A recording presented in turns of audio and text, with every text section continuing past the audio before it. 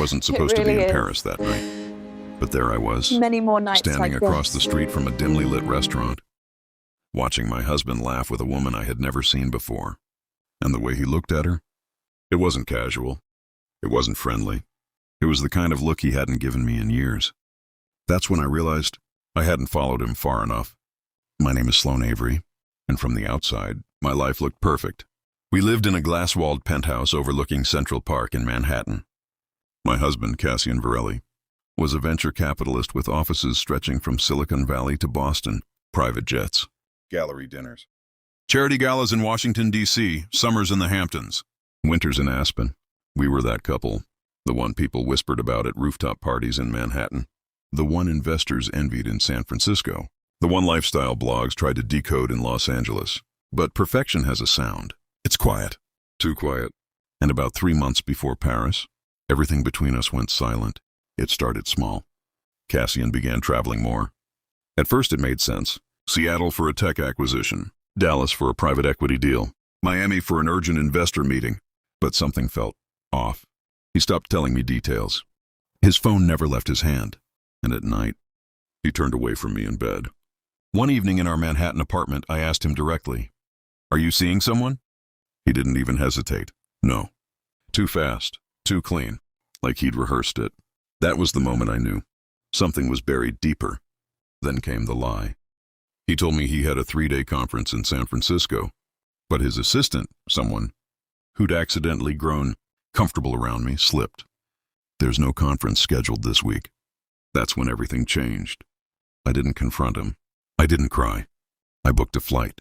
Paris, not San Francisco. I found the confirmation email buried in a secondary inbox he didn't know I could access. A boutique hotel in the 7th arrondissement. 2 guests, 2. My hands shook as I booked the next flight out of JFK. I didn't pack much, just enough to disappear.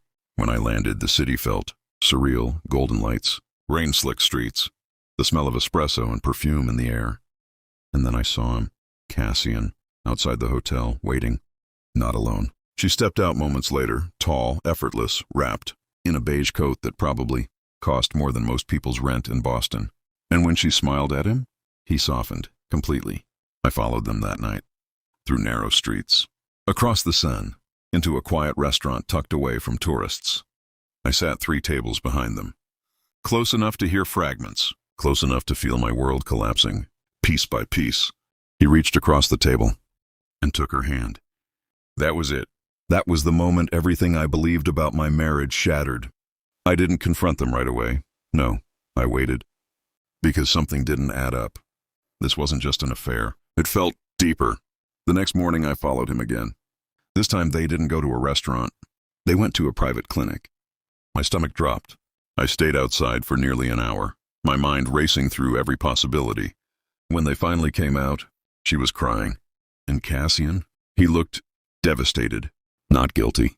Not defensive. Broken. That wasn't the face of a man having an affair. That was the face of someone losing something.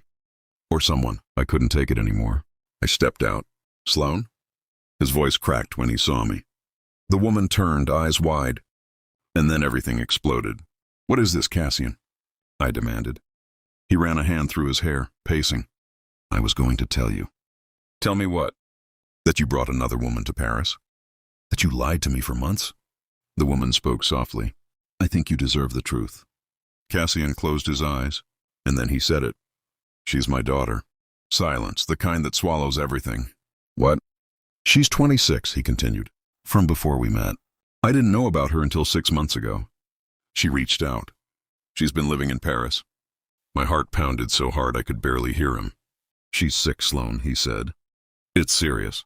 I didn't know how to tell you. I didn't even know how to process it myself. I looked at her. Really looked. The resemblance was undeniable. The eyes, the way she stood, everything. And suddenly, the past few months made sense. The distance, the silence, the secret. But something still hurt more than the lie. "You didn't trust me enough to tell me," I whispered. That's what broke him. We stayed in Paris for another week. All 3 of us, not as enemies, not even as strangers, but as something complicated. I learned her name was Elowen. She wasn't trying to replace me. She just wanted to know her father, before it was too late. And Cassian? He wasn't betraying me. He was drowning, alone. When we returned to Manhattan, nothing was the same. But not everything was broken. We started therapy. We had conversations we should have had years ago. The kind that strip you down to the truth. No wealth, no image, no perfection. Just honesty. Because here's the thing, no one tells you about love in places like New York, Los Angeles, or Miami. It's easy to look perfect. It's hard to be real. And sometimes, the biggest betrayal isn't cheating. It's silence. Because in the end, it wasn't Paris that almost destroyed my marriage. It was everything we were too afraid to say before we ever got there.